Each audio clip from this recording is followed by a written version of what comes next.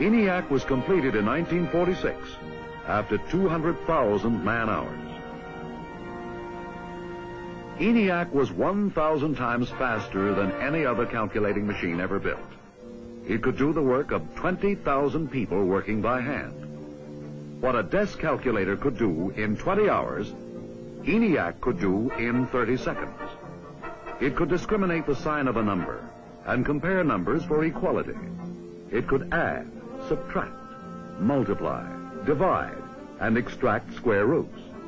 In 1 second, it could add a 5-digit number 5,000 times. ENIAC required a room 30 feet wide and 50 feet long. The 40 panels, side by side, would be 100 feet long. It weighed 30 tons. It required 3 times as much electricity as the largest broadcasting station. This wonderful machine, devised by Eckert and Mauchly and their colleagues, had most of the components found in computers to this day.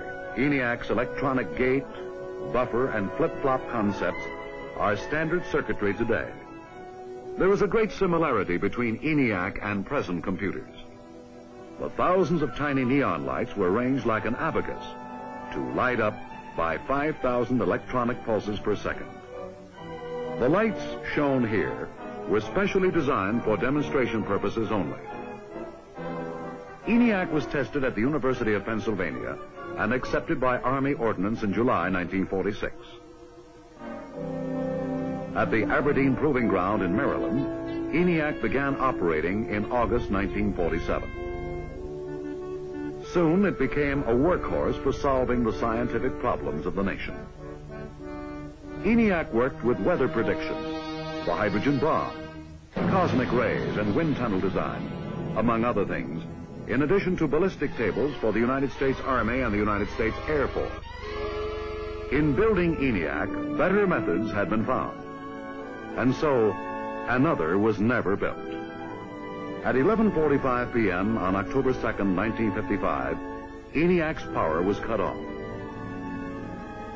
Stored at Aberdeen, components of the world's first electronic computer will probably be distributed to various museums.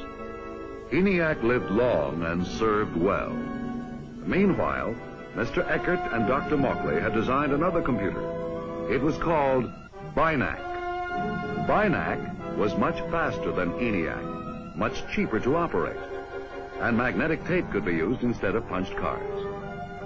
BINAC led to UNIVAC. Now the Eckert-Mauchly partnership joined the Remington Rand Company. Almost overnight, it seemed, electronic computers became big business. UNIVAC, a universal automatic computer, was delivered 10 years ago. The past 10 years have seen computers by many other companies. When the first electronic computer was planned, it was estimated that there could never be a market for more than 2 or 3. Today, there are more than 5,000 computers.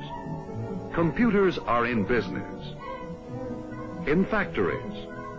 Computers track our lives from the start to the finish. Computers are on the ocean and under the ocean and in the air and above the air. Can anyone say the sky is the limit? Now, whatever became of Eckert and Mauchly, who started the whole business of electronic computers? Mr. Eckert, now a vice president of the Remington Rand division of the Sperry Rand Corporation in New York City, is still searching for better and faster ways to solve problems for science and industry. When we first started building computers many years ago, we used to speak of milliseconds, or 1,000th of a second. Then as we got into vacuum tube computers and various types of solid-state computers and transistors, we used microseconds and fractions of microseconds. Now that we've gone into technologies which use thin films and which use tunnel diodes and some of the newer elements, we are starting to deal with millimicroseconds, which is 1/1000th of a second. Mr. Eckert remains closely associated with Dr. Mauchly. a consultant with his own company, Mauchly Associates, in Ambler, Pennsylvania. What are you working on now, Dr. Mauchly? I'm working on what interests me the most of all, that is the computer as a tool.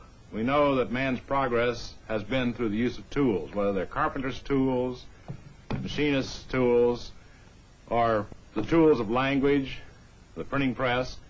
The most important tool the businessman has today is the general data processing facilities, the information processing of the electronic computer.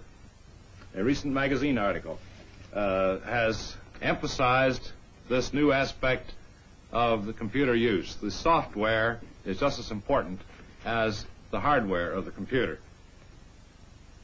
In our own work, we have, for instance, found a great deal of advantage in a particular technique known as the critical path method of scheduling.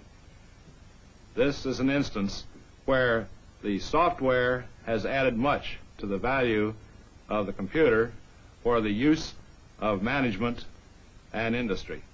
Of course, all this software wouldn't be of much use unless we were making advances in hardware, too. So, Press, come on in and tell us about the hardware.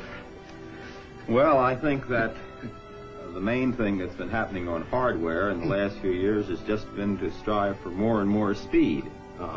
And I think that we've got to find some new ingredient in all this, which is probably going to be a new ingredient in software and a new one in hardware, which doesn't just build the kind of arithmetic machine we've been building, but introduces some...